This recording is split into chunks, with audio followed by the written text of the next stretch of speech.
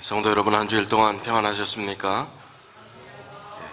저희 교회에 방문하신 손님들과 또 성전에 올라오신 우리 성도님들 주님의 좋으신 이름으로 환영드립니다. 오늘은 기도의 힘이라 하는 제목으로 같이 은혜를 나누겠습니다. 마태복음 6장 6절의 말씀이 본문의 말씀입니다. 너는 기도할 때에 내 골방에 들어가 문을 닫고 은밀한 중에 계신 내 아버지께 기도하라.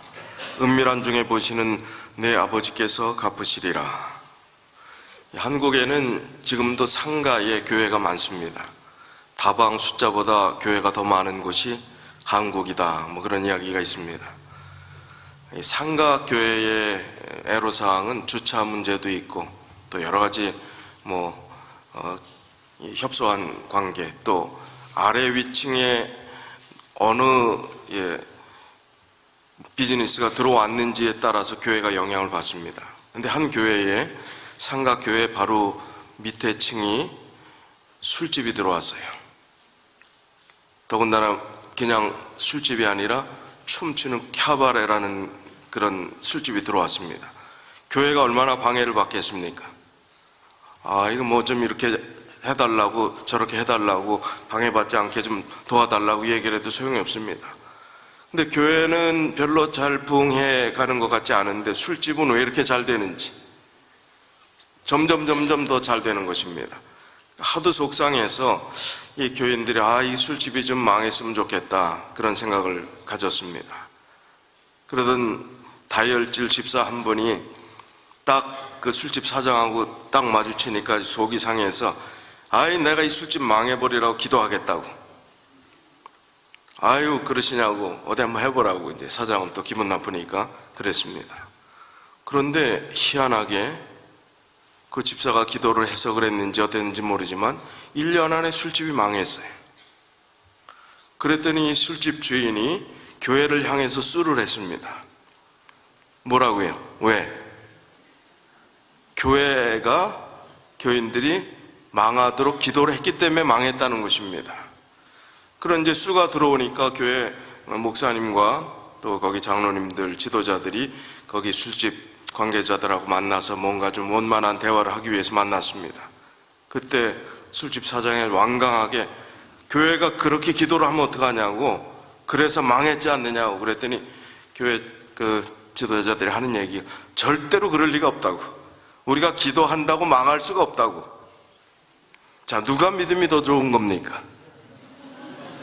술집 주인이 좋아요? 아니면 교회 지도자들이 믿음이 없는 거예요? 누가 더 믿음이 좋은 거예요? 술집 주인이 믿음이 더 좋은 겁니다.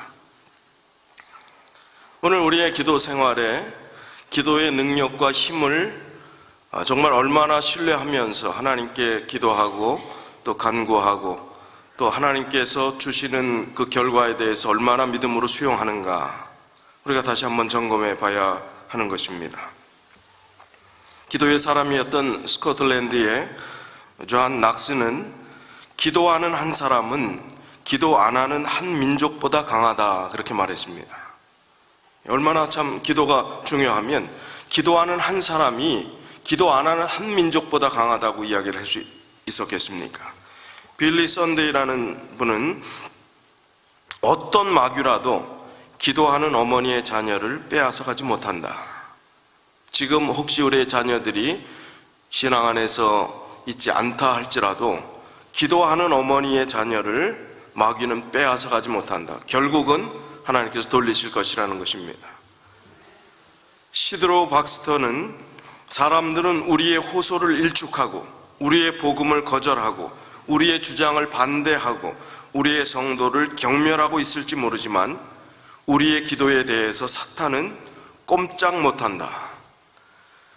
우리가 믿는 신앙에 대해서 사람들이 우습게 여길 수 있다는 것입니다. 우리의 신앙에 대해서 우리가 전하는 호소를 일축하고 외면하고 우리의 복음을 거절하고 우리의 주장을 반대하고 우리의 진리를 전해도 그것을 귀담아 듣지 않는다 할지라도 사람들은 그렇게 우습게 복음을 여길지 몰라도 사단은 기도하는 또 하나님의 말씀에 대해서는 꼼짝하지 못한다는 것입니다. 우리가 가진 기도의 이 힘과 능력이 얼마나 소중하고 귀한 것인데 우리는 그것을 얼마나 귀하게 여기고 또 하나님의 말씀으로 받아들이고 그렇게 신앙에 정말 큰 하나님께 주신 그 축복들을 경험하며 누리며 살아가고 있는가 우리가 다시 한번 점검해 봐야 할 것입니다. 어떤 한 아프리카 지역에 한 교단의 선교 본부가 차려지고 그곳에서 이제 복음 선교사를 파송하고 하는 일들을 하고 있었습니다. 근데 한 하루 넘어 꼬박 걸어서 그 다음에 또 그 도시까지 또 차를 타고 이렇게 온 시골 아주 오지에 있는 그 아프리카에 추장 두 분이 선교본부를 찾아왔습니다. 카이저라는 그 선교사와 대화하면서 우리 부족이 복음을 받아들이기 원하고 이제 선교사가 필요합니다. 꼭 좀 보내주십시오. 그렇게 이야기를 했어요. 그랬더니 그 선교사였던 이 카이저가 지금 당장은 어렵습니다. 그 지역이 너무 멀고 힘들고 지금 선교사로 갈 분들이 마땅치 않습니다. 저희가 다시 기회가 되면 보내드릴 수 있도록 하겠습니다. 그곳은 뭐 전화 연락도 안 되고 도무지 아무 연락도 되지 않는 문명의 혜택이 별로 없는 그런 오지였습니다. 알겠습니다. 실망하고 그 추장이 돌아갑니다. 2년이란 세월이 지났어요. 2년 지나서 다시 그 추장이 두 명이 또 찾아왔습니다. 저희가 2년 동안 기도하면서 기다렸습니다. 아니 하나님을 알지 못하는데 어떻게 기도했지요? 저희가 예배 드리면서 기다렸습니다. 아니 선교사도 없이 어떻게 예배를 드렸지요? 아주 궁금한 마음이 생겼습니다. 그리고 마음에 돕고 싶은 마음이 생겨서 이 카이저 선교사 그 추장 둘을 앞세워서 그것을 방문했습니다. 방문했더니 매주 일주일에 한 번씩 그 부족 마을 사람들이 거의 다 모여갖고 무릎 꿇고 기도를 하는 겁니다. 근데 기도를 하는데 아무 소리 없이 눈만 감고 있어요. 우리가 기도하는 거라고 그래요. 기도를 하는데 왜 아무 얘기가 없냐고, 말을 안 하냐고. 우리가 어떻게 할 줄을 모르기 때문에 그냥 눈 감고 무릎 꿇고 일주일에 예배라는 것이 아무 어떻게 하는 건지를 몰라서 4시간 동안 눈만 감고 무릎 꿇고 있는 거예요. 4시간을. 너무나 큰 감동을 받았습니다. 그리고 그곳에 선교사를 파송했는데 그런 비슷한 형편에 있는 부족들이 아직도 많다는 거예요. 지금 우리가 교회를 갖추고 적어도 우리 교회에 아직도 많이 부족하다 느끼실지 모르지만 이 정도 사이즈에서 해외 선교를 하지 않는 것은 하나님께로 받은 특권과 은혜를 우리가 나누지 않고 사장시키는 것과 마찬가지입니다. 이번에 한국의 나로도라는 섬에 가서 하나님의 복음을 전하는 일, 교회 이름으로 최초로 저희가 선교 그런 전도회를 계획한 것은 얼마나 참 다행스럽고 감사한 일인지 모르겠습니다. 꼭 한국에 국한되지는 않더라도 그런 선교의 정신으로 그렇게 기다리는 영혼들에게 하나님의 복음을 전하는 일들이 얼마나 우리가 해야 될 중요한 일들인가 하는 생각들을 꼭 해야 합니다. 그리고 기도하면서 하나님의 복음을 기다리는 수많은 사람들이 있다는 거예요. 여기서 복음을 거절하는 사람들에게 어렵게 전도하고 하는 것, 그것도 우리가 주변에 우리 지역의 지역사회를 위해서 해야 될 일이지만, 그러나 정말 수확하기를 기다리는 단순한 영혼들, 기도하는 방법도 모르고 4시간 동안 무릎 꿇고 기다리면서 도움을, 예배가 어떤 것인지 하나님이 어떤 분이신지 알기를 원하는 수많은 사람들이 있다는 그곳에 우리가 복음을 전할 수 있다면 그것은 얼마나 큰 은혜겠습니까? 그 귀한 영혼 한 영혼과 여기 미국에 사는 우리 한 영혼과 그 가치는 하나님께서 같이 보시는 것입니다. 그래서 그 일들이 우리 안에 이루어지고 또 이런 선교 활동들을 통해서 우리 교회가 그 사역에 동참할 수 있다는 것에 대해서 정말 기쁨으로 생각하고, 여러분들께서 이제 7월 달에 있는 전도회와 8월에 있는 한국의 선교 전도회를 위해서 특별히 기도해 주시고 힘을 같이 연합한 힘을 보태 주시기를 간절히 바라겠습니다. 우리가 기도할 때에 기도는 공중 기도도 있고 또 개인 기도도 있고 일상적인 기도가 있습니다. 식사할 때 드리는 기도, 운전하기 전에 잠깐 안전을 위해서 드리는 기도, 여러 가지 기도가 있습니다. 그러나 정말 중요한 것은 그런 기도도 다 소중하고 중요하지만 정말 중요한 것은 골방에서 기도하라 하는 그 의미가 무엇일까요? 마태복음 6장 6절의 의미가 무엇일까요? 조용한 장소에 가서 기도해야 방해받지 않는다, 그 의미일까요? 개인적인 하나님과의 관계, 내 영혼의 문제를 놓고 하나님과 분명한 대화를 나누고 준비하라 하는 말씀입니다. 내 영혼이 얼마나 가련한 처지에 있는지, 내가 정말 믿음으로 잘 살고 있는지, 하나님을 신뢰하고 있는지, 내가 지금 잘하고 있는 것인지, 영적인 측면에서 내가 건강한지 하나님과 분명한 관계를 맺고 그런 기도의 시간들을 가져야 된다는 것을 말하는 것입니다. 공중기도, 그룹기도 다 좋습니다. 그러나 그런 내 영혼을 걸고 하나님과 정말 구로의 경험이라 하는 표현들이 나오지 않습니까? 구로의 경험이 뭐예요? 떼굴떼굴 구르면서 아파하는 그런 경험, 내 영혼의 문제를 가지고 하나님과 그런 대화를 통해서 얻어진 하나님과의 관계 회복이 우리 안에 필요하다는 것입니다. 우리가 구하는 것, 우리가 원하는 대로 하나님께서 들어주시지 않는다고 그것이 하나님께서 우리를 사랑하지 않는 것이 아닙니다. 신앙생활하면서 우리가 낙담에 빠지는 것, 의심에 빠지는 것, 그리고 혼란에 처하는 것은 바로 그런 것 아니겠습니까? 기도하는데 응답이 없어요. 내가 원하는 대로 되지 않습니다. 오히려 더 악조건 속에서 더 어려워지는 것입니다. 그러나 하나님과의 관계 속에서 우리가 정말 하나님의 음성을 듣길 원한다면 하나님께서 나에게 바라시는 최선이 무엇일까? 최고의 선물이 무엇일까? 최고의 응답이 무엇일까라는 측면에서 보면 어제 저녁에도 제가 언급을 했지만 하나님은 우리가 영생을 잃어버리는 것을 원치 않으십니다. 잘 되고 잘 나가고 이 세상에서 부귀영화를 누리다가 하나님과 멀어지고 동떨어진 삶을 통해서 하나님께서 베푸신 그 구원을 상실하는 것을 원치 않으시는 것입니다. 그러나 하나님께서 주시는 응답은 우리의 형편과 처지가 아무리 어렵고 곤란하고 정말 밑바닥으로 다 떨어지는 경험이라 할지라도 하나님께서 우리를 구원하시고자 하시는 하늘나라에 가면 정말 이 구원이 얼마나 소중한 것인가를 상상도 못할 그 은혜를 이 땅에서 내가 작은 욕심을 부렸던 그것에 정말 후회스러운, 정말 내가 얼마나 어리석은 삶을 살았던가 하는 것을 알게 될 그 구원의 가치를, 더 소중한 것을 잃어버리지 않게 하기 위해서 하나님께서 우리에게 시련도 주시고 어려움도 주시고 곤란함도 주시고 또 실패도 주시는 것입니다. 그래서 그걸 믿음으로 받아들이게 되면 거기서 인간적인 방법으로 좌절하고 낙담해서 하나님과 멀어지는 선택을 하면은 정말 불쌍한 사람이 되는 것입니다.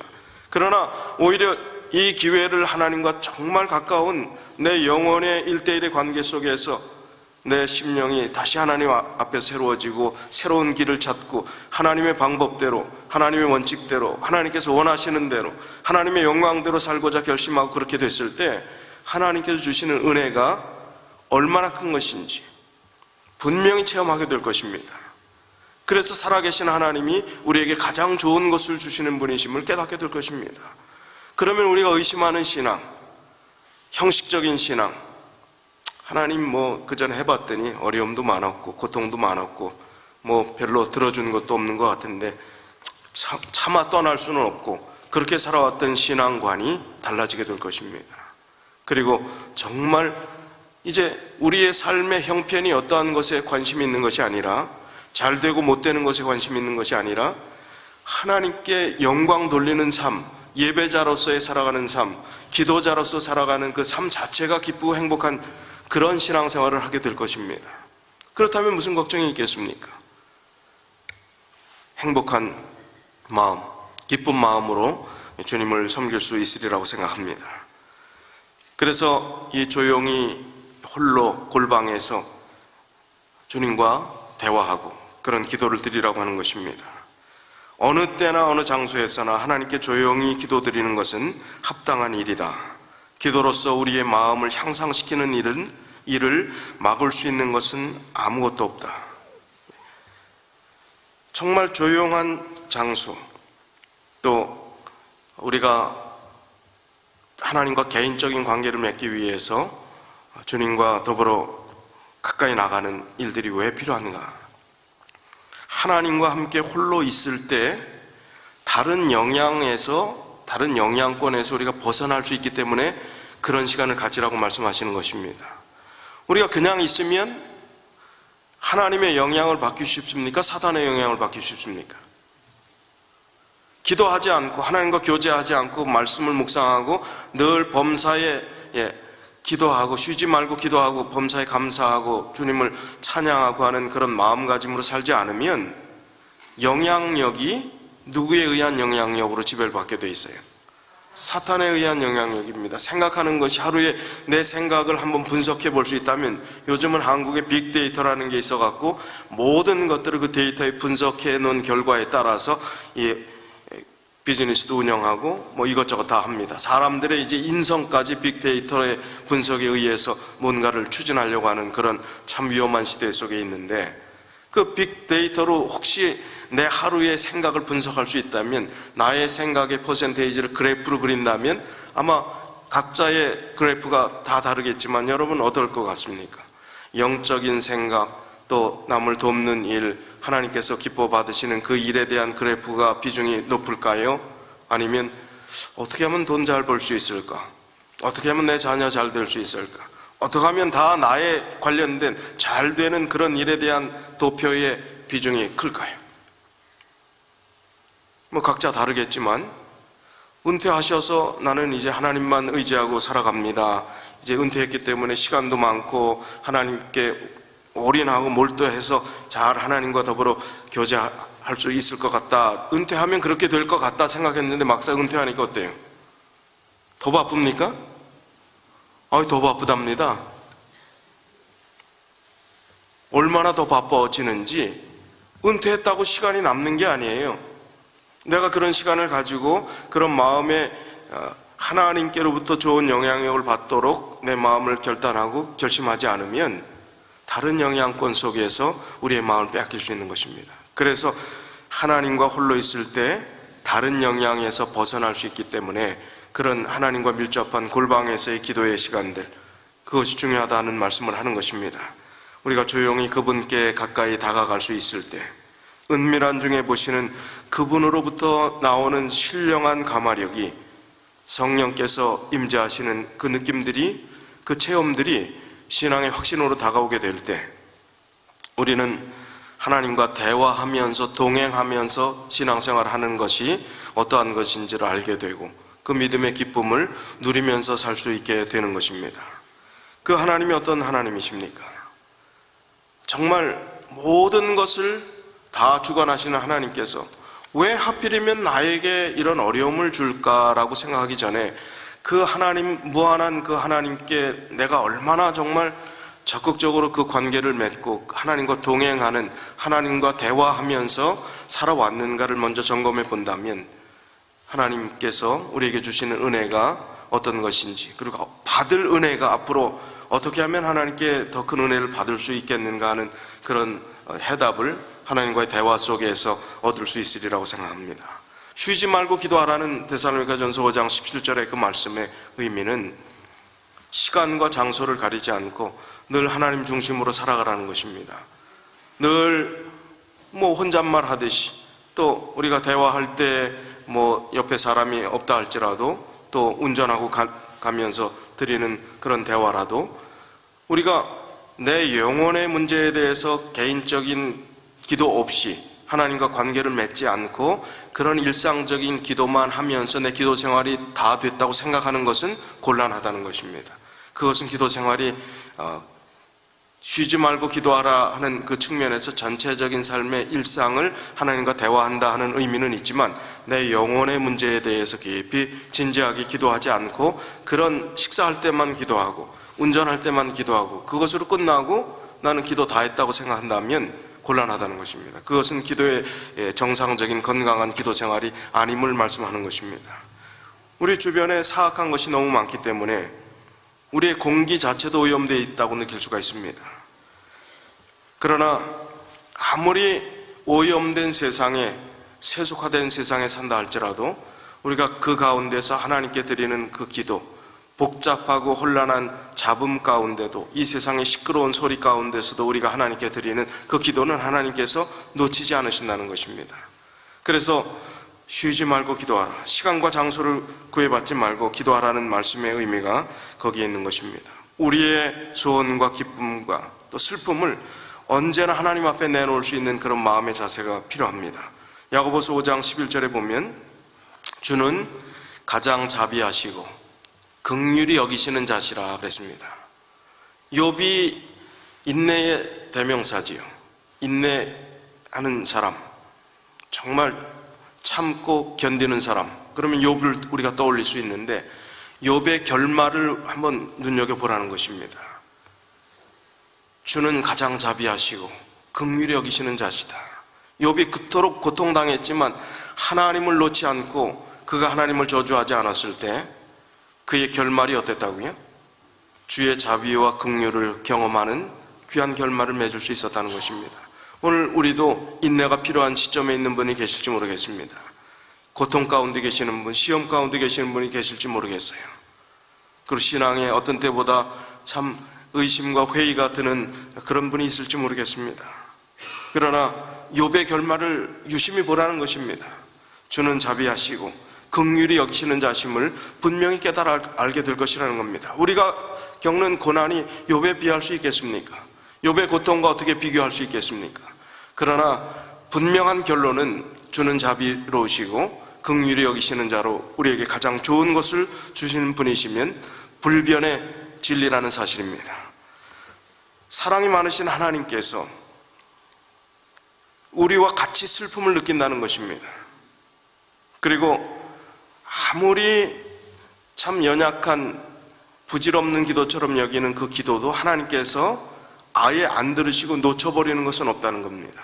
하나님께서 가장 주시기 좋은 결론을 우리에게 주시는 것이지 그 기도를 안 듣고 외면하는 게 아니에요. 아무리 어렵고 힘든 상황 가운데서도.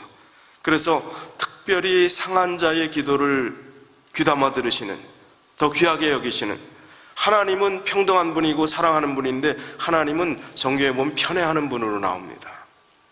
어떤 분에게 편애할까요? 괴로운 사람, 상한 심령을 가진 사람, 고아와 과부에 대해서 편애하십니까? 하나님은? 편애하세요.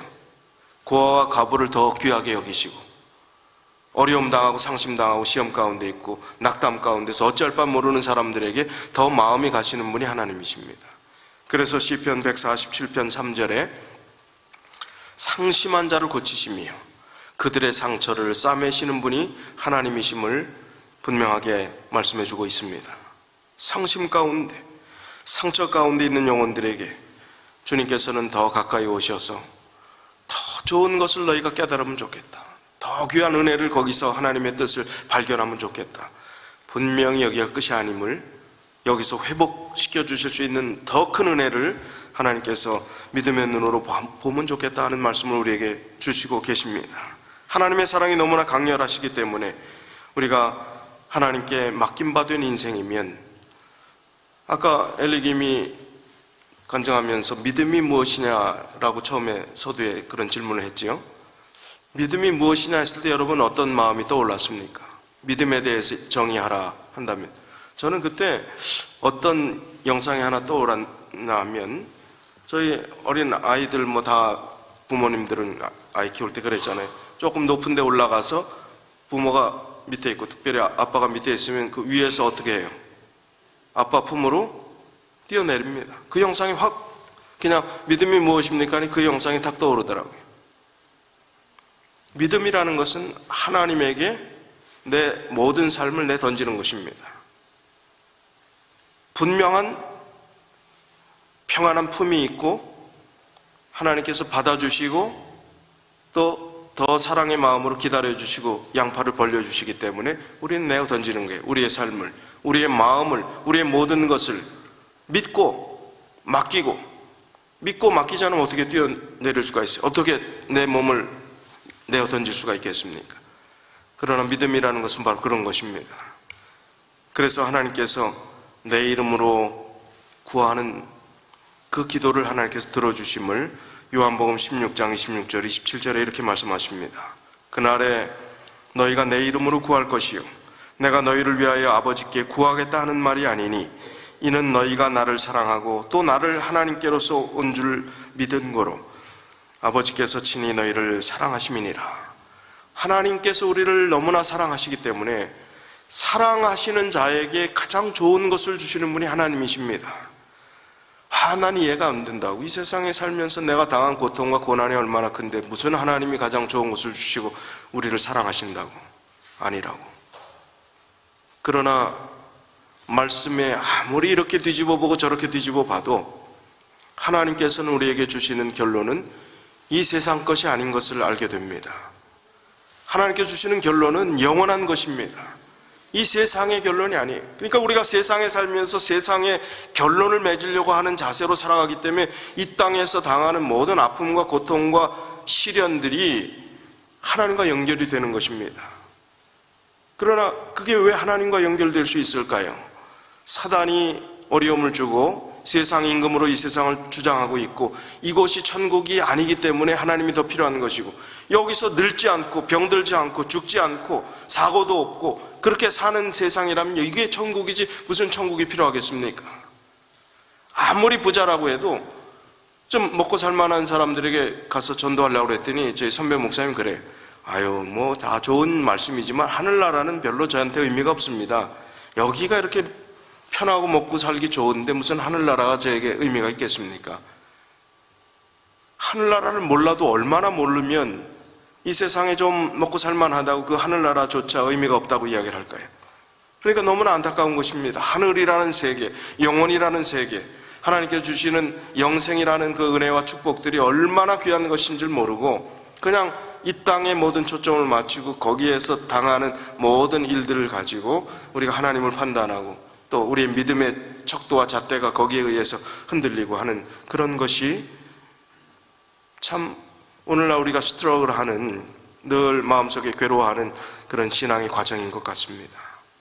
그러나 주님은 우리의 결론을 책임져 주시고 이 땅에 살면서도 되어지는 그것이 내가 하나님 없이 결정하고 내 마음대로 한다.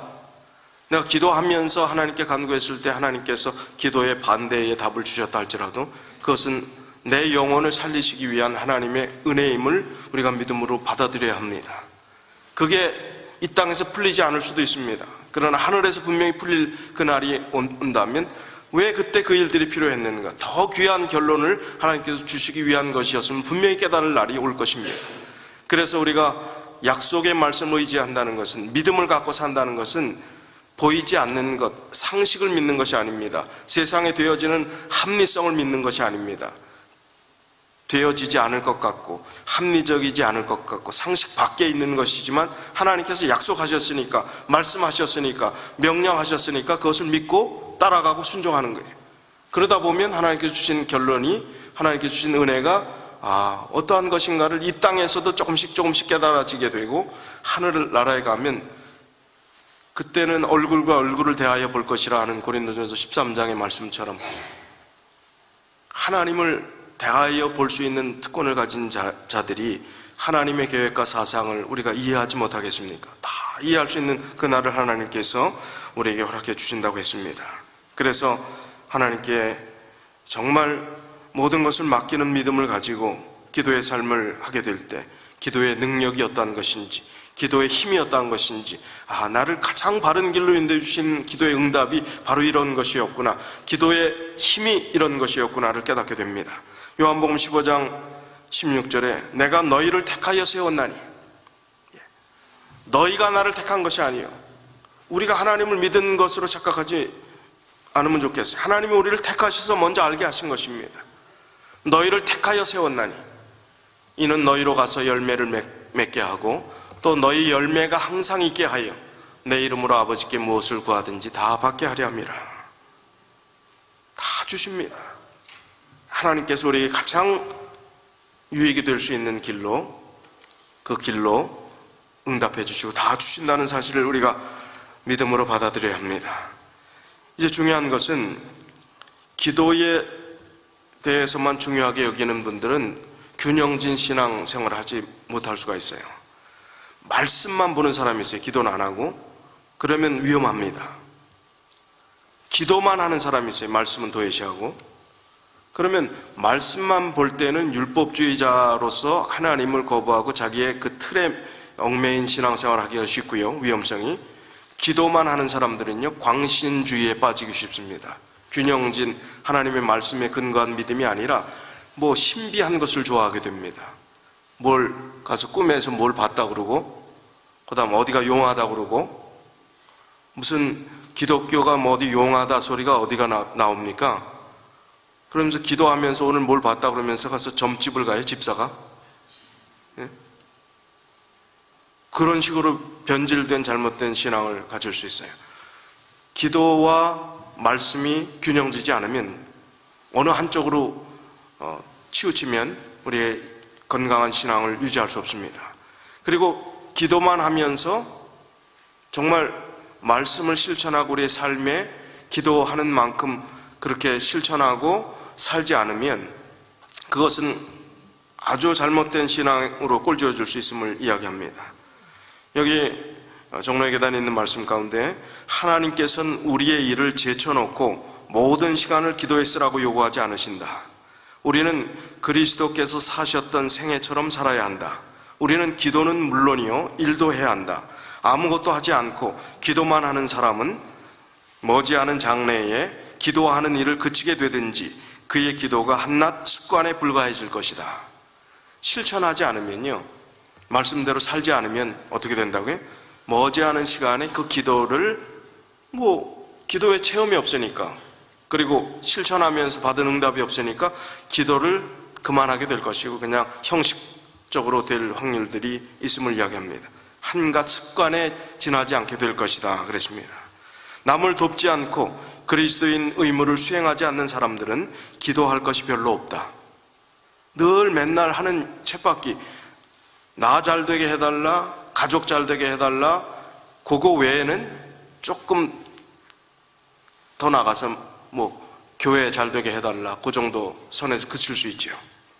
그러나 실천하는 사람, 세상을 향해 시야를 넓게 펴고 예수님께서 영혼을 사랑하시는 그 마음을 가지고 세상을 바라보는 관점을 가진 사람들에게는 기도할 것이 얼마나 많을까요? 정말 기도하라고 그러면 기도할 것이 없다고 하는 분들이 내가 무엇이 문제인가를 발견해야 합니다. 내 관점이 너무나 고정되어 있고 내 믿음의 원이 너무나 작기 때문입니다. 그 지경을 넓혀가고 그 원을 넓게 그리는 그런 믿음의 시야가 우리에게 필요한 것을 하나님께서는 원하고 계시는 것입니다. 그래서 하나님의 말씀과 그리스도인의 의무를 수행할 때는 기도할 것이 많아집니다. 그들을 위하여 일하신 주님을 위하여 일하지 않을 때 그들에게는 기도할 것이 전혀 없게 된다. 그들의 기도는 오직 그들 자신을 위한 것이다. 그들은 다른 사람들을 위하여 혹은 하나님의 사업을 하는데 필요한 능력을 얻고자 기도하지 않는다. 하나님의 사업을 하는데 필요한 능력을 얻고자 기도할 때에 벌어질 놀라운 역사를 우리가 한번 상상해 보셨습니까?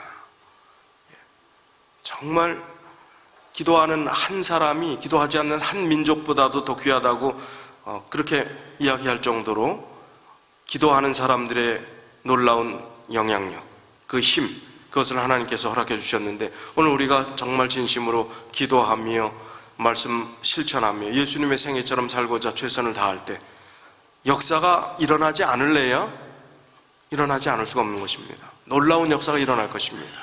우리가 그렇게 하길 원합니다. 세상의 영향력 속에서 우리의 그래프가 세속적인 그래프가 훨씬 높아져 있고 영적인 그래프가 지금 낮은 상태에 있다 할지라도 우리는 다시 한번 그 그래프를 바꾸는 작업들을 하기 위해서 하나님께서 다시 한번 도전을 주십니다. 그리고 다시 한번 호소하십니다. 영적인 일로 우리가 영원히 사는 그 일에 초점과 관심을 가지고 하나님의 사업을 위해서 최선을 다하면 하나님께 주시는 기적을 보게 될 것이다. 그 기적이 하나님의 나라와 의를 구하면 이 모든 것을 더해 주시겠다고 하시는 기적도 포함되는 것입니다. 우리가 그토록 애쓰고 노력했지만 되지 않았던 일들이 하나님 중심으로 살아가게 될 때 자연스럽게 해결되고 따라오고 그 전보다도 훨씬 더 큰 은혜를 베푸시는 것을 체험하게 될 것입니다. 살아계신 하나님을 경험하길 원하십니까? 우리가 바로 그 은혜를 누릴 수 있도록 우리의 마음을 하나님께 열어야 합니다. 그분은 자기에게 나오는 자들을 한 사람도 거절하지 않겠다고 했어요. 히브리서 7장 25절에 있는 말씀을 보면 자기를 힘입어 하나님께 나아가는 자들은 온전히 하나님께서 구원하시겠다 하시는 말씀을 주셨습니다. 어제 저녁에 이명순 성도님 아드님, 막내 아드님이 교회 저녁 예배에 참석했어요. 장례식 마치고 이제 제가 인사하면서 저희 교회 한번 방문해 주십시오 그랬더니 꼭 가겠습니다 그랬어요. 꼭 올 것 같더라고요. 근데 어제 왔습니다. 끝나고 와서 질문할 게 있대요. 예배 마치고 와서 질문하는데 어떤 질문인가 했더니 이분이 그 어머님을 상당히 사랑하고 아주 효자인 것 같아요. 자기 어머님이 교회를 자기가 알기로도 오랫동안 출석을 못한 걸로 알고 있다고. 그런데 하늘나라 못 갔을 것 같다는 거예요. 그러니까 뭐 영원히 떠나면 바로 천당 가고 지옥 가는 줄 아니까 그분들의 사상은요. 자기가 캐톨릭 3년 동안 열심히 다녔지만 아무 감각이 없었대. 신앙에 관심이 없었다는 겁니다. 그리고 신앙을 좀 하려고 해도 아무 느낌이 없었다는 거예요. 근데 이분이 자기가 어머님을 위해서 하나님과 딜을 했던 과거의 이야기들을 해요. 어머님이 심장마비가 와서 죽을 고비를 넘겼는데 희한한 기적이 생겨갖고 바이패스 하는 그게 인위적으로 혈관을 뚫어서 바이패스를 해줘야 되는데 하나가 생겼다는 거예요. 그냥 수술도 안 했는데. 그리고 살았다는 거예요. 그때 자기가 그 약속을 지키지 못했대요. 그러니까 자기 어머님이 중풍이 왔다는 겁니다.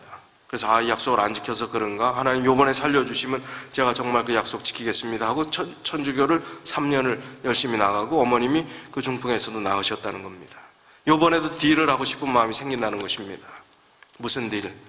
어머니가 천당에 못 간 것 같대요.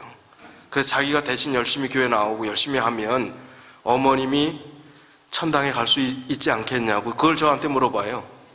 캐톨릭 신앙을 했으니까 그게 무슨 사상? 연옥 사상의 개념들이 있는 겁니다.